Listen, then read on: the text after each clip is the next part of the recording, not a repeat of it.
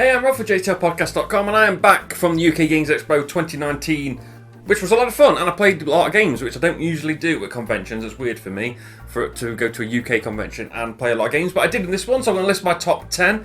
They're not necessarily new games, they are new to me, so hopefully they're new to you, so let's go. Number 10. And number 10 is Tricky Druids, where you are a Tricky Druid. And what you're trying to do is you're trying to fill these potions. You've got these big potion cards, you're trying to put the matching tokens on them. And to do that, on your turn, you roll these dice and you take those tokens and you put them in your potion. But it's obviously not that straightforward. That would be really, really dull. What you're going to do is you're going to roll those dice, you're going to take those tokens, and you're going to offer so many of them to the other players. If they take them, they get them. If they decline them, you get them. So you have to balance between what you want to give or risk giving in order to hopefully receive them. Really good idea, really fun game. Tricky Druids. Number 9.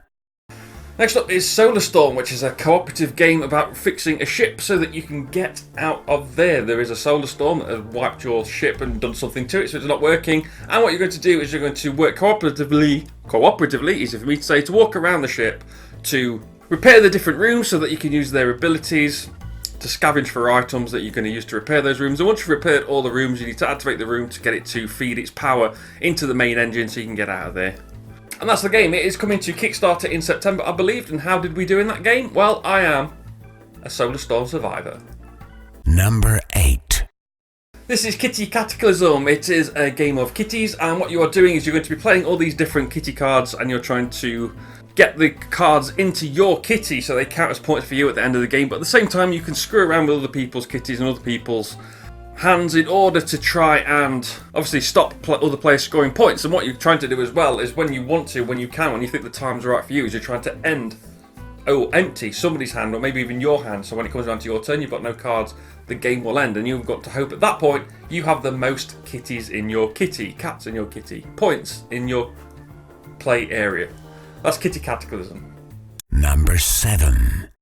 And this is Wreck and Ruin, a post-apocalyptic car fighting game. And here you have your squad of cars and you're using dice to fight, and you're moving around the board. They've all got different abilities. Obviously the bigger ones are tougher, the smaller ones are weaker, but they're faster and more nimble. And you're trying to get to these control points to take control of them and have control of them still at the beginning of your next turn in order to gain them to score points, at the same time as blowing everyone else up, which is a lot of fun. It's very realistic, it's very nice. That's Wreck and Ruin. Number 6. So next up is a game called, I think it's called Space Worm. I will confirm here if it is not, because I can't remember what it's called. But basically this is Worm in space, so Space Worm seems like a good idea for a name. And what you're going to do is you're going to be rolling these dice, so all the players are going to take turn drafting them, and you're going to use those dice to move your snake around the grid. And you're trying to collect as much fruit as possible. Fruit is worth points at the end of the game, and you're also trying to connect as many planets as possible and go through those planets in order to mark them off, because the more planets you visit during the game, the less points you will lose. The more planets you visit, the fewer points you lose at the end of the game. Got there. Very nice game. I think it's designed by Ryan Knizia. Again, I'll confirm that here because this is all coming off the top of my head. But very, very good game. I don't think it's out for release yet, but look out for that one. That was a lot of fun. That is potentially Space Worm. Number 5. This one is a bit older. This one is Gizmos from Simon. And in this you are building an engine, and the engine is going to be used from these marbles which you're going to draft. That will give you the energy to build things, and when you're taking your different actions, there's 4 different actions you can take. Those actions are going to be improved by these gizmos that you're building with the energy that you're drafting, those marbles again, which you spend to build the gizmos, and then the gizmos give you more enhanced actions later on in the game. You're building up this big engine in order to build more gizmos which are worth points. And then when somebody's built so many, I think it's 16, something like that, the game will end. Whoever's got the most points wins. It's very good. Obviously, it's very well produced. It is Simon, and the marbles are really nice. It just really works well together. That's Gizmos. Number 4. Now this one is Silver. This one I was very excited to play because I didn't know it was going to be there until I was wandering up the hall, saw it there, was very surprised, and I'm glad I got to play it. And so this is quite a simple card game where you have 5 cards and you put those cards face down in front of you, and on your turn you draw a card and you do something with that card. And the main aim of what you're trying to do is you're trying to have the 5 cards in front of you have the lowest value of any other card at the end of the game. You do that by drawing a card and either discarding it to use its ability, or you can swap it with one of your cards. Now obviously if you've got a 13 face down and you draw a 2, you can swap that 2 for your 13. That reduces your overall total, but it's not quite that simple. You only know what 2 of your cards are. So you need to spend actions to look at your other cards, or you need to just basically cross your fingers and hope that you're discarding a high value card. And at the same time, if you discard cards of lower numbers, then other players are going to get to take that card off the top of the discard pile and put it in their play area, and then somebody's going to call the end of the game. If you call the end of the game, then the game will end. That's how that works. And whoever's got the lowest total value will score that many points. And it's kind of weird because it's basically if you call the end of the game and you haven't got the fewest total value of the cards in front of you, you score that many points plus 10. If you have, you don't score any points, I think. Again, working off the top of my head. And if every other player just scores the total value of those in front of them. So you want to get rid of all the high value cards, swap them for low value cards, while at the same time messing with other people. You do have cards that can mess with other people as well. So if you know they've got a low value card, you can do something about that. You can swap it with a higher value card to kind of screw them over, which is a lot of fun. Glad I got to play it. Can't wait for it to be released. That is Silver. Number 3.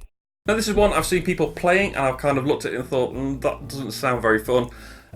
But it's high on this list, so that tells you something. This is One Key.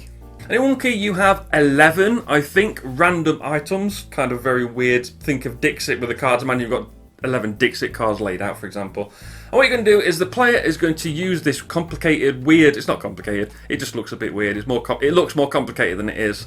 Thing, and that is they're going to use that to give you a clue, and they're going to take a card and might say, okay, it kind of has this characteristic, so they'll put it above the plus to show that this card has something in common with the card they want you to pick. Or they might put it in the minus to say, okay, this card has something in there that has nothing to do with the card you want to pick, so if you see anything similar to that, get rid of it. And that's what the players are going to do. So the players are trying to guess which one of the 11 cards is the right card, but they're not going to go straight for the one. They're going to slowly eliminate them. So after the first round, once you've been given a clue, you've had some time to think about it, you will then remove one of the cards from play, and then they'll give you another clue, then you remove 2 of the cards, then another clue, then you remove 4 of the cards, so you've removed 10 from the game of the 11, so there's definitely 11 there, and whichever one is left is hopefully the one that the clue you're trying to get, so hopefully you get that right. Very fun, really enjoyed this. I only played it 2-player, there was me and Demoer because it was very early in the morning. A lot of people hadn't woken up yet, I think it was Sunday as well, so there was a lot of people slowly getting out of bed at UK Games Expo on Sunday. I really want to play this with more people, I thought it was brilliant. That is One Key. Number 2. Number 2 is Wacky Races. Now I loved the cartoon as a kid and still do, to be honest, but this is a game of you're racing your cars around the track, and you're just doing that by discarding cards that match the terrain that you're on. Nothing too complicated. Your vehicles do have special abilities, and you're just trying to get to the end, win the race, basically trying to get to the end first. But obviously Dick Dastardly and Muttley are in their car, and they're moving as well. And when they get in front of you, they drop a trap and then they send you back, so you can sort of move other people into the trap using your special abilities and stuff, so the trap doesn't affect you.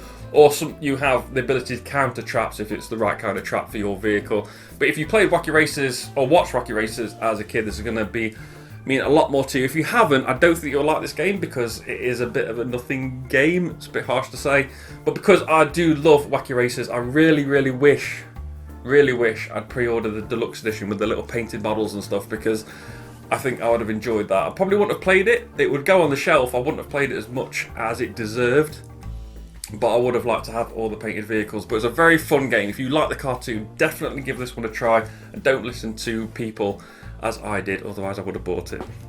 Oh well, that is Wacky Races. And now, number 1. And this is the third game from CMON on this list. This is Victorian Masterminds.